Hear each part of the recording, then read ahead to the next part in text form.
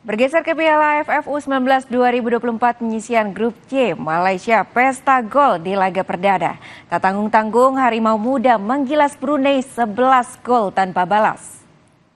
Harimau Muda Malaya bersiap. Bermain di Stadion Gelora 10 November, Malaysia tampil percaya diri saat jumpa Brunei. Gol pembuka Malaysia dicetak Pavitran Gunalan. Tak butuh waktu lama bagi Malaysia menambah pundi-pundi golnya.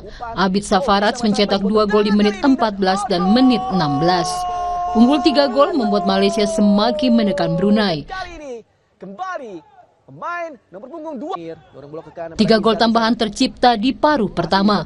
Masing-masing dari Danis Hakimi di menit 25, Haikal di menit 42, dan Bres Pavitran Gunalan 1 menit kemudian. Selepas dari kamar ganti, dominasi Malaysia semakin kuat. Brunei kembali menjadi lumbung gol Harimau Muda.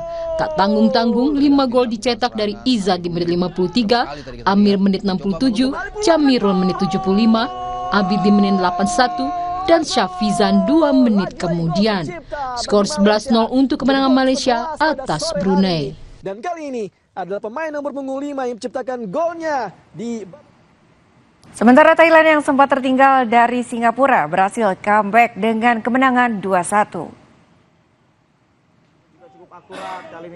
Thailand yang bertemu dengan Singapura tertinggal lebih dulu usai Sahugard membobol gawang Gajah Perang. Skor 1-0 di babak pertama untuk Singapura. Tapi justru menjadi berkah bagi Singapura karena di posisi ini dia bisa lebih mudah untuk melepaskan umpan crossing. Thailand terus berusaha mencetak gol penyeimbang. Gol yang ditunggu pun hadir di menit 80 dari tandukan Sangka Sopa.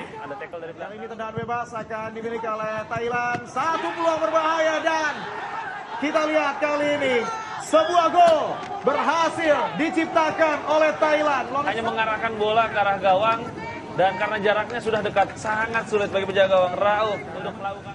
5 menit kemudian Thailand membalikan keadaan berkat sepakan Pikanet Lau Hawiwat. Skor 2-1 untuk kemenangan Thailand atas Singapura.